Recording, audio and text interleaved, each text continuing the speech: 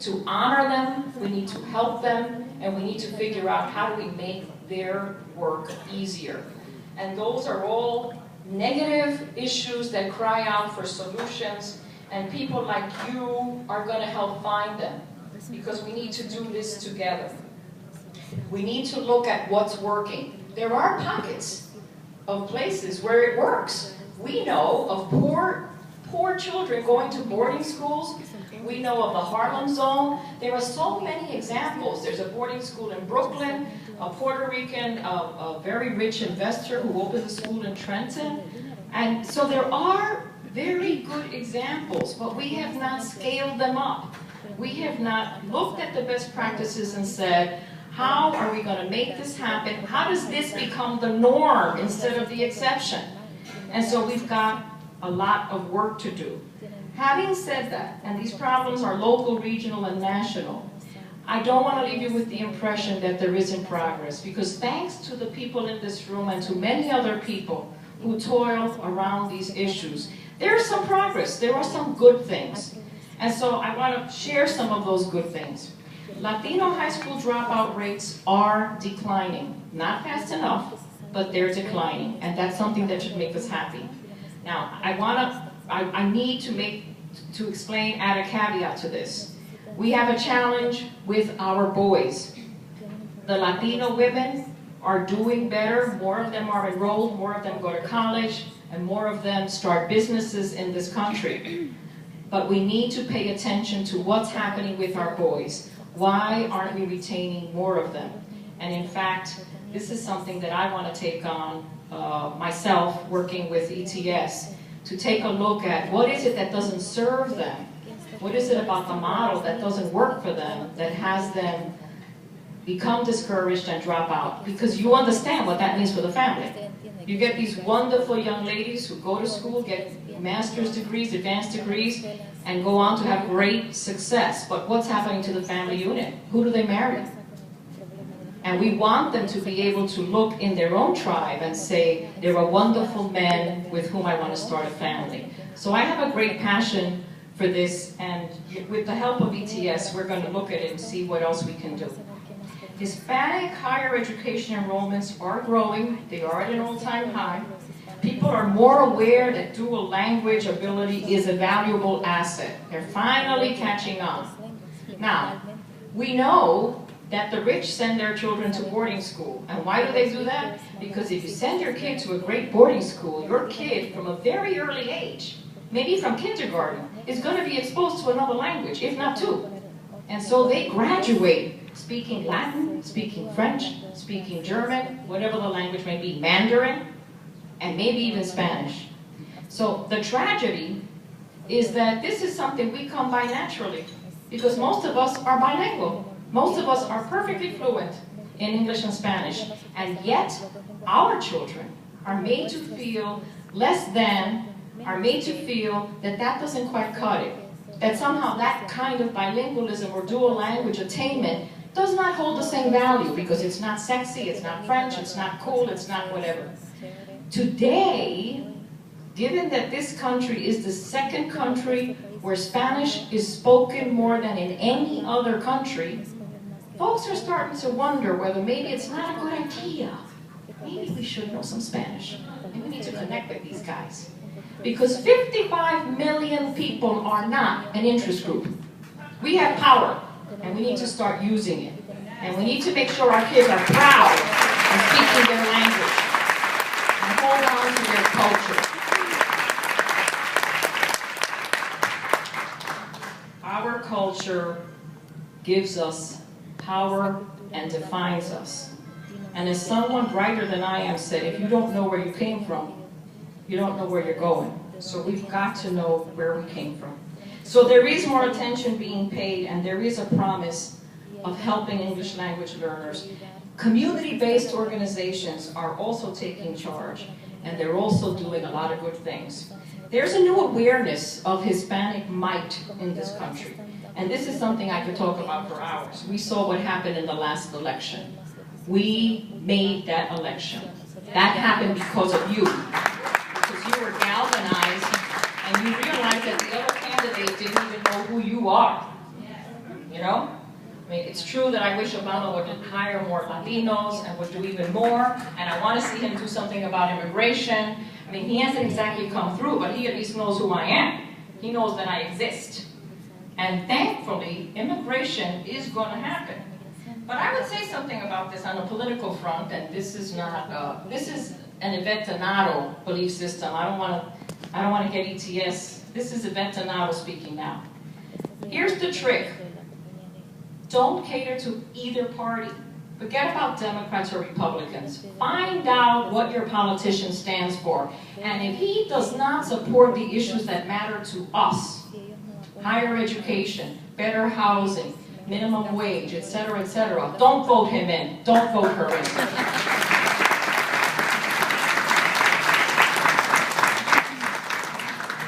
So there are wonderful, fine organizations that I need to call out because, like this organization that's doing great work, they also partner with other organizations, and it's something that ETS is paying attention to. We have a charter and we have a mission. We're all about quality in education, advancing that, and creating more access. But we know that we need to partner with all these fine organizations that are doing really good work. And so I commend this organization, and I want to quickly talk to you about some other organizations that I just want you to be aware about, because I think that there is force in numbers, there is power in understanding who is out there, and if there's something that is that's gut-wrenching for you, that these organizations are working on, I invite you to participate.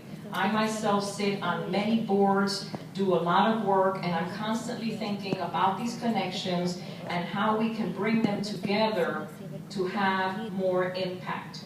So I'm going to do this. I'm going to try to get to it quickly, but the good news is that there are a lot of good people doing a lot of wonderful things. For example, I know you know of Aspira and its affiliates. I know you're aware of the National Council of La Raza, the League of United Latin American Citizens, PRDEF, Latino Justice, the Mexican American Legal Defense and Educational Fund, and others. Lesser known organizations also have models that make a huge difference every day, and I know that many of you devote yourself to these causes. I want to make sure I mention those two because they're having huge impact for our community. The American Association of Hispanics in Higher Education, AHI. For 6 years, ETS has been in partnership with this organization, and we run a competition every year. We put it out there on the web. Folks who are pursuing their doctorate will compete. They send their dissertation, and we have independent judges, scholars that come to the Chauncey Center, read these wonderful dissertations, and then several of them get prize money to help them continue their work. We make a big deal out of it because these folks need to be affirmed and they need our help.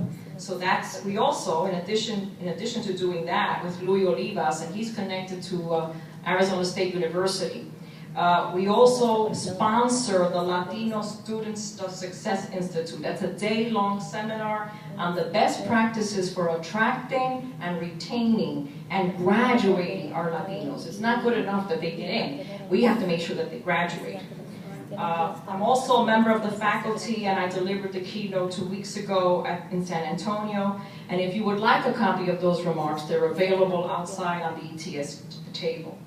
Along with AHI, the University of Texas in San Antonio publishes something called Perspectivas. I would encourage you to get a copy and read it because those issues that we talk about in there matter deeply to anyone and everyone who is in the Latino community.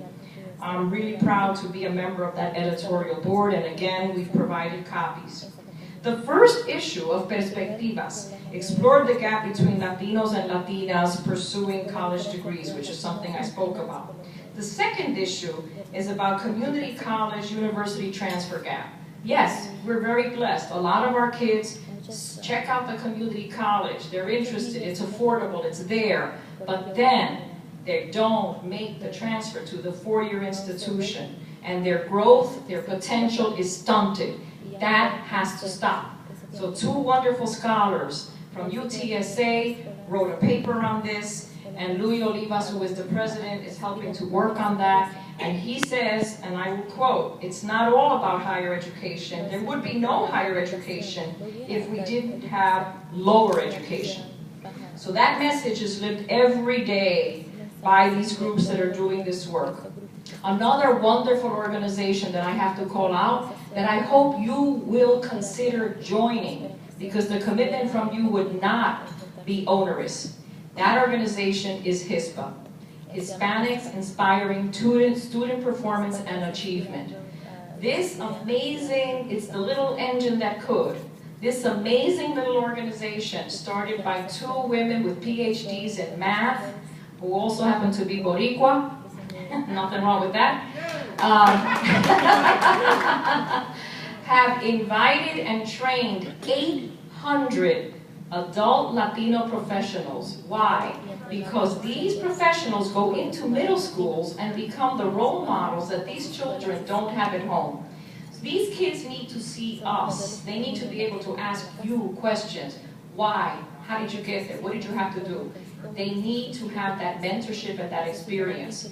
At home, they may not be able to ask these questions, or they may not have an example of someone who's an engineer, someone who's an executive, etc. Maybe all they've ever seen is somebody who works in a factory, or somebody who is a hairstylist, and there's nothing wrong with those professions.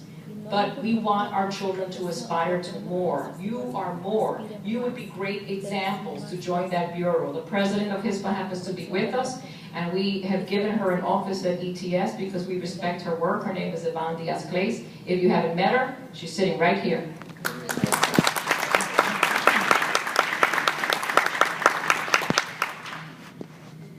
Parents Step Ahead is also a wonderful organization that I want you to know something about. They're based in Dallas. Lupita Colmonero is the president.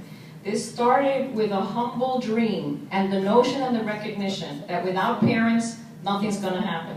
Because unless we enroll our parents, there can be all kinds of things that are going on at home that get in the way with that decision and commitment and intention to go to that university.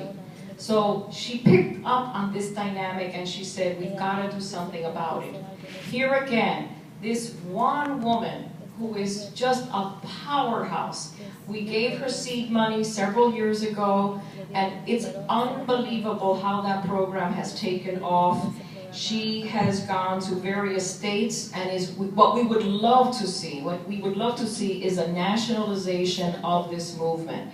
And I was talking to William Colon, and he was talking about, he recognizes the importance and the need to involve parents and has a similar program. So I hope that we can get these two together because there is strength in numbers. They have extended their reach beyond Dallas. They're in San Antonio. We have a K-12 San Antonio office where we hire, where we have 350 employees. 68% of those employees are Latinos. The benefit and the blessing of that is that they're in a place where there's such urgent need. These scientists, these amazing people with advanced degrees can go back to the community and really do phenomenal work with these youngsters that need this guidance. So we're just very, very blessed that we're able to partner with these organizations in that way. Another great organization that I know you're familiar with is HACU, the Hispanic Association of Colleges and Universities. They advocate on the federal and state policies to enhance the capacities of HSIs, Hispanic Serving Institutions, and their job, of course, their desire is to see that these institutions truly meet the needs of our Latino students. ETS has been working with HACU. We've had a relationship with Antonio Flores for over 2 decades. We are also part of the coalition in favor of the DREAM Act. Our President Kurt Landgraf signed it, and we very much want to make sure that these young folks have the opportunity that they deserve. Another organization that I came in contact with recently, but it's been around for over 30 years. That organization is the Committee for Hispanic Children and Families, CHCF. They are based in downtown New York City. This is an amazing organization that I hope you will become familiar with. You can look it up in on the internet. What I love about them is every board member in that organization is an activist.